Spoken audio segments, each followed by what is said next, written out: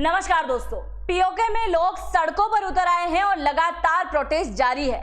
PoK के इतिहास में पहली बार ऐसा हुआ है कि पीओके के लोगों ने पाकिस्तान सरकार के खिलाफ खुलकर नारेबाजी करना शुरू कर दिया।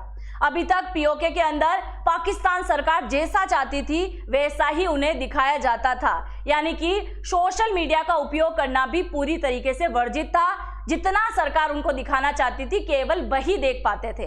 पर ऐसा पहली बार हो गया जहां इन्होंने नारेबाजी शुरू करी, और कुछ नारे तो ऐसे भी थे जिसमें पीओके के लोगों के द्वारा बोला गया कि हमें भारत के साथ में जोड़ देना चाहिए। तो आइए जानते हैं पीओके में लगातार प्रोटेस्ट क्यों हो रहे हैं। मेरा नाम है अंजलि और मैं आप सभी का स्वागत करती हूं एग्जाम नारी के यूट्यूब प्लेटफॉर्म पर। देखिए, अभी 4 घंटे पहले एक न्यूज निकल के आती है जिसमें बताया जाता है Pakistan cuts PoK development budget, यानी कि अभी तक पीओके के डेवलपमेंट के लिए पाकिस्तान सरकार के द्वारा जो भी बजट पास किया जाता था चल जाता था काम उससे। पर अब तो पाकिस्तान सरकार ने पीओके के डेवलपमेंट के लिए बजट ही कट कर दिया, मतलब अब कोई पैसा पास नहीं होगा इनके विकास को लेकर। दूसरा, rises money for Chinese project, यानी कि सीपीईसी प्रोजेक्ट, चाइना पाक इकोनॉमिक कॉरिडोर, इसको लेकर गिलगिट बाल्टिस्तान और आजाद कश्मीर के लोग जो है लगातार प्रोटेस्ट कर रहे हैं कि अगर ये सीपीईसी बना तो हमारे अधिकार हमसे छीन जाएंगे, हमारे यहाँ के खनिजों का खनन चाइना करके ले जाएगा, जिससे और भी ज्यादा बेरोजगारी बढ़ जाएगी। सबसे मेन पॉइंट ये आता है कि ये जो अभी लगातार प्रोटेस्ट चल रहा है इसकी शुरुआत कहां से हुई है। तो इस प्रोटेस्ट की शुरुआत हजारों स्थानीय लोगों के द्वारा काराकोरम हाईवे पे की गई है। अब ये काराकोरम हाईवे क्या है, तो चाइना पाकिस्तान हाईवे हम बोल सकते हैं, जो कि सीपीईसी जो प्रोजेक्ट है उसके माध्यम से इसका निर्माण करवाया गया था। कहां से इसकी शुरुआत हुई, तो यहाँ का जो इलाका आपको दिखाई दे रहा है पीओके के अंदर, ये है हुंजा वैली। क्या नाम है इसका? हुंजा वैली। अब इसी हुंजा वैली से सबसे पहले जो है प्रोटेस्ट की शुरुआत कर दी गई थी। अब प्रोटेस्ट की शुरुआत में सबसे पहले इन लोगों ने पहला मुद्दा उठाया। आपको कई सारे मुद्दे में बताने वाली हूं जिसकी वजह से पीओके की जनता बहुत ज्यादा दुखी है। पहला पॉइंट इन्होंने बताया बिजली संकट। आप जरा सोचो, हमारे यहाँ इतनी ज्यादा गर्मी है, खैर पीओके में थोड़ी बहुत ठंड है अभी, इतनी ठंड में भी वहां पे 24 घंटे में से 23 घंटे बिजली कट कर दी जाती है, केवल 1 घंटा उनको बिजली मिलती है। आप सोचो जरा, हम और आप बिना बिजली के आज रह भी नहीं सकते। अगर हमारे घरों में 4-5 घंटे भी बिजली नहीं आए तो हमारा हाल क्या होगा। इन पीओके के इन वाले हुंजा वैली के इलाके के लोगों का कहना है कि हमारे यहाँ 23 घंटे बिजली नहीं आती है, केवल 1 घंटा बिजली आती है। जबकि पीओके के अंदर ही मंगला डैम है जहां सबसे ज्यादा बिजली उत्पादित होती है, जो कि बिजली पाकिस्तान के लिए पहुंचती है। जिस एरिया में बिजली का उत्पादन हो रहा है उस एरिया में ही बिजली नहीं मिल रही है, तो ये लोग परेशान नहीं होंगे तो फिर क्या होगा। पहला मुद्दा। दूसरा, इन्होंने बताया कि साफ पानी नहीं है, पीने योग्य पानी ही नहीं बचा हुआ है। तीसरा, इन्होंने कहा कि स्वास्थ्य सेवाएं तो बिल्कुल नहीं है, अगर कोई व्यक्ति बीमार हो जाए तो उसके लिए आसपास हॉस्पिटल तक नहीं है, शिक्षा की बेहतर व्यवस्थाएं तक नहीं है, लगातार बेरोजगारी बढ़ती जा रही है। और अगर इस वीडियो को कोई पीओके से देख रहा है तो जरूर से कमेंट सेक्शन में लिख के जाइएगा क्या ये सारी चीजें सच है या गलत है। दूसरा, ये प्रोटेस्ट लगातार बढ़ते जा रहा है जिसमें इन्होंने दूसरा पॉइंट कहा है महंगाई बहुत ज्यादा बढ़ गई है। इतनी ज्यादा महंगाई हो गई है कि लोग ढंग से खाना तक नहीं खा पा रहे हैं। मैं आगे आपको बताने वाली हूँ। गेहूं का चार्ज तो देखो आप जरा, महंगाई बहुत ज्यादा बढ़ गई, बेरोजगारी लगातार बढ़ती जा रही है, और पाकिस्तान सरकार यहाँ आते से टैक्स लगाती है, सीधा कर वसूल करती है, जिसके खिलाफ इन लोगों के मन में जन आक्रोश आ चुका है। अब इन लोगों का कहना है कि मंगला डैम हमारे यहाँ पे है, हम बिजली उत्पादित कर रहे हैं तो कर मुक्त बिजली मिलनी चाहिए, टैक्स फ्री बिजली इन्होंने मांगा। अरे मेरा तो बोलना है, जिस इलाके में आप बिजली उत्पादित कर रहे हो कम से कम उन लोगों को बिजली मुफ्त में आप दे दो। मुफ्त तो छोड़ो, इन लोगों ने तो बिजली देने का नाम ही बंद कर दिया। दूसरा, अब इनका पेट तक नहीं भरा रहा है, 2 टाइम का रोटी तक ये लोग नहीं खा पा रहे हैं, क्योंकि गेहूं पर इन लोगों ने सब्सिडी मांगी।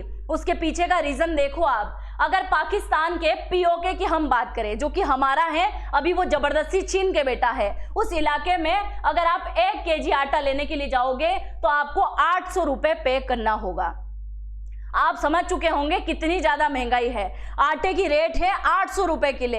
अगर वहीं हम बात करें बिजली की, तो बिजली का यूनिट अगर भारत की बात करें तो 10 से 15 रुपए यूनिट होगा। वहीं आप वहां पे देख लो 50 से 90 रुपए जो है एक यूनिट के पैसे लग जाते हैं। कई कई इलाके में तो 150 से 200 तक है। इसके अलावा अगर हम दूध की रेट की बात करें तो 150 से 180 रुपए लीटर जो है पाकिस्तान की पीओके में दूध की रेट है। आप बताओ, इंसान भूखा रहेगा, खुद खाएगा, फैमिली को खिलाएगा, क्या क्या करेगा।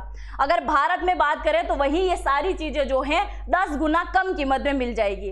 तो बहुत ज्यादा जो है इन लोगों ने रेट बढ़ा रखी है। अगर 20 किलो आटे की बोरी लेने जाओगे तो 2800 रुपए इन लोगों को पे करना पड़ेगा। सोचो, आप और हम तो कल्पना भी नहीं कर सकते पीओके के लोग इन दिनों कौन सी स्थिति से गुजर रहे होंगे। दूसरा पॉइंट मैं बताती हूं, दूसरा इनके खिलाफ जाने का रीजन क्या है। खनिज संसाधनों पर बाहरी नियंत्रण के खिलाफ असंतोष।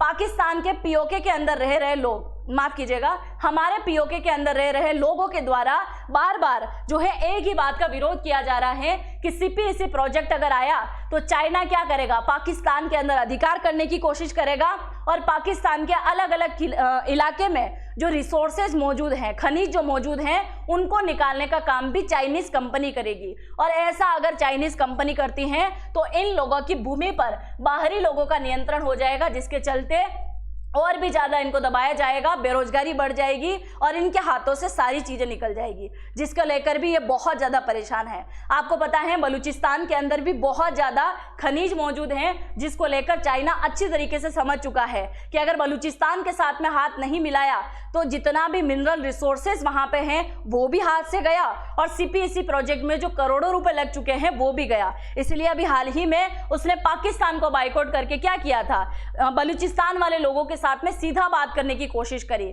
और वही नीति अपनाते हुए पाकिस्तान के अलग अलग कोने पर चाइनीज इंजीनियर पहुंचने की कोशिश कर रहे हैं, जिसके चलते लोग बहुत ज्यादा परेशान हैं। चौथे पॉइंट की अगर हम बात करें तो राजनीतिक असंतोष। कई प्रदर्शनकारियों ने आजादी के नारे लगाए हैं, राजनीतिक असंतोष, आत्मनिर्भर की मांग करी है। स्थानीय लोगों का कहना है कि पाकिस्तान सरकार उनके अधिकारों को अनदेखा करती है। जब भी यहाँ डेवलपमेंट की, उनके अधिकारों की बात आती है तो पाकिस्तान सरकार यहाँ पलट जाती है। जब जब विकास की बात आएगी, पाकिस्तान केवल पंजाब प्रांत के अंदर क्या करेगी, विकास करेगी। सिंध, बलूचिस्तान, खैबर पख्तूनवा और इन सभी इलाकों में जो पीओके हैं, उन सभी इलाकों में कोई डेवलपमेंट, कोई विकास नहीं। पीओके को केवल पाकिस्तान ने आतंकवादी अड्डा बना के रखा है और कुछ नहीं। उन लोगों का किसी प्रकार से कोई विकास नहीं, ना उनको कई प्रकार से रोजगार मिल रहा है, ना खाने को एक टाइम का खाना मिल रहा है। आप सोचो कितना ज्यादा परेशान होंगे लोग। दूसरा, पाकिस्तान की सेना की दखल अंदाजी और मानवाधिकार। राजनीतिक कार्यकर्ता, पत्रकार और छात्रों की गिरफ्तारी हो जाती है और कुछ ऐसे छात्र संगठन भी बने हुए हैं वहां जो लगातार पाकिस्तान सरकार के खिलाफ प्रोटेस्ट कर रहे थे। अब वहां से कुछ लोग गायब हो चुके हैं जो आज दिन तक नजर नहीं आए। इसको लेकर भी ये लोग परेशान है। साथ ही गैर संवैधानिक शासन और प्रतिनिधित्व की कमी। पीओके के लोग अक्सर कहते हैं कि उन्हें ना तो संसद में पूरा प्रतिनिधित्व मिलता है, ना ही इनके पास कोई स्वतंत्र संवैधानिक अधिकार है। अब पीओके के लोगों का देखो जरा, पाकिस्तान ने क्या कर रखा है, पीओके के अंदर एक प्रधानमंत्री, एक राष्ट्रपति और एक विधानसभा भी बना रखी है। अब ये केवल नाम मात्र की बना रखी है, बल्कि पूरा शासन तो पाकिस्तान सरकार के अंडर ही चलता है। जब इनके अंडर चलना है तो इतना ढोंग क्यों कर रखा है। चलो ये भी किया तो इन लोगों के अधिकारों की, इन लोगों की खुशी की बात क्यों नहीं सुनी जाती। जब इतनी बेरोजगारी बढ़ चुकी है, लोग इतना परेशान हो रहे हैं, चिल्ला रहे हैं, तो क्या पाकिस्तान सरकार बिल्कुल भी सुनने को रेडी नहीं है। कुल मिला के हम एक अंदाजा लगा सकते हैं कि पीओके बहुत जल्द वापस भारत में मिलाने की तैयारी कहीं ना कहीं अंदरूनी तरीके से अप्रत्यक्ष रूप से शुरू हो चुकी है। क्योंकि जब पीओके के लोग परेशान हो जाएंगे, जब बार बार जनमत संग्रह होगा, तो क्या होगा, आने वाले टाइम में इन्हें भारत में मिलना ही होगा। और मैं तो चाहती हूं कि ये लोग जनमत संग्रह कराने पे उतर आए, यूएन को बुलाए, अमेरिका को बुलाए, सबको शामिल करे और बोले जनमत संग्रह करा लो, हम अब पाकिस्तान के साथ में नहीं रहना चाहते, जिसके खिलाफ ऑलरेडी पाकिस्तान पहले से ही जा चुका है। पाकिस्तान सरकार सीधे तौर पर पीओके के प्रशासन को नियंत्रित करती है। लोकतंत्र जैसी कोई स्थिति नहीं बची है, केवल ढोंग करना ये लोग जानते हैं। इसके साथ ही सीपीईसी, चाइना पाक आर्थिक गलियारा जो है, कॉरिडोर जो है, उसके तहत इनकी भूमि और संसाधन हड़प जा रहे हैं, जिसको चलते इनको कोई लाभ नहीं है। चीनी कंपनियों को विशेष छूट देने से बेरोजगारी, असमानता बढ़ती जा रही है। यानी कि सारे दंगे फसाद की जड़ पाकिस्तान के साथ साथ चाइना भी यहाँ पे शामिल है। चाइना पूरी तरीके से बर्बाद करने में इन लोगों को लगा हुआ है। आजादी की भावनाएं और भारत की ओर रुझान, कई प्रदर्शनकारियों ने बीच में स्वतंत्रता, आजादी या भारत के साथ जुड़ने की बात तक करी है, जो कि सबसे मेन पॉइंट है भारत के लिए। ये भारत के पक्ष वाली बात है कि पीओके के लोग अब खुल के बोलना शुरू कर चुके हैं कि हम पाकिस्तान के साथ नहीं रहना चाहते, हम भारत के साथ जाना चाहते हैं। और सबसे अच्छी बात यह है कि पीओके के अंदर रह रहे युवा पीढ़ी बहुत ज़्यादा बोल रही है। युवा पीढ़ी बोल रही है कि हम जो हैं पाकिस्तान के साथ नहीं, बल्कि अब जो है हम भारत के साथ मिलना चाहते हैं, क्योंकि पाकिस्तान पीओके को केवल एक कॉलोनी मानता है जिसका कभी डेवलपमेंट ना भी होगा तो इनकी तरफ से कोई फर्क नहीं पड़ता है। अब मैं आगे बढ़ने से पहले आपको नारे बता देती हूं कि पीओके में इन दिनों कौन कौन से नारे चल रहे हैं। नारा देखो, सरकार के विरोध नारे, शाहबाज सरकार मुर्दाबाद। ये सारे नारे जो मैं आपको बता रही हूं, ऐसा पहली बार हुआ है, ऐसा पहली बार हुआ है पीओके के अंदर जहां ऐसी नारेबाजी हुई है।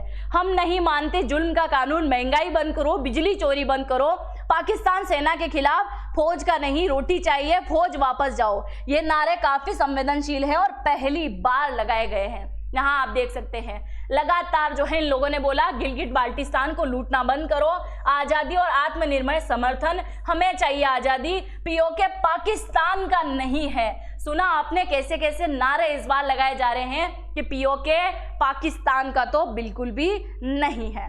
ठीक है, चलिए आगे बढ़ते हैं। हाल ही के महीनों में पाकिस्तान अधिकृत कश्मीर यानी कि पीओके में कई सारे प्रदर्शन हो चुके हैं और आज का जो प्रदर्शन है वो बहुत बड़ा प्रदर्शन है। यानी कि पहली बार इतना खुल के इन लोगों के द्वारा बोला गया है। इन लोगों के द्वारा कहा गया है कि हम एकीकरण चाहते हैं, इसके साथ ही हम आज़ादी चाहते हैं, पाकिस्तान फौज वापस जाओ और भारत के साथ जोड़ो जैसे नारे लगाए जा रहे हैं। स्पष्ट रूप से लोग बोल रहे हैं कि हम अब भारत के साथ में जुड़ने की इच्छा व्यक्त कर रहे हैं। भारत सरकार के वरिष्ठ नेताओं ने इस विषय पर पहले से ही बयान दिया था। राजनाथ सिंह जो रक्षा मंत्री हैं, इनके द्वारा कहा गया कि पीओके के लोग स्वयं भारत के साथ एकीकरण की मांग कर रहे हैं क्योंकि वो भारत का ही एक परिवार है। भारत सरकार के वरिष्ठ नेताओं में से कई सारे ऐसे हैं, जैसे रक्षा मंत्री राजनाथ सिंह के बारे में हमने बात करी, उनमें से अमित शाह के द्वारा भी कहा गया कि पीओके भारत का एक अभिन्न अंग है। आप मुझे जरा सोच समझ के इसका आंसर कीजिएगा, क्या पीओके के लोग जो कर रहे हैं वो सही है? क्या अब समय आ चुका है कि पीओके को भारत में फिर से शामिल कर देना चाहिए?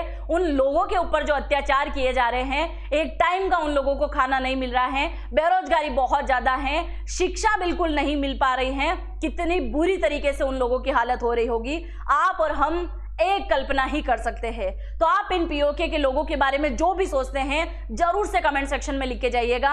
और अगर चैनल पे पहली बार आए हैं तो चैनल को सब्सक्राइब करना तो बिल्कुल भी मत भूलिएगा, ताकि इसी प्रकार के इंफॉर्मेटिव वीडियो का अपडेट सबसे पहले आपके पास में पहुंच सके।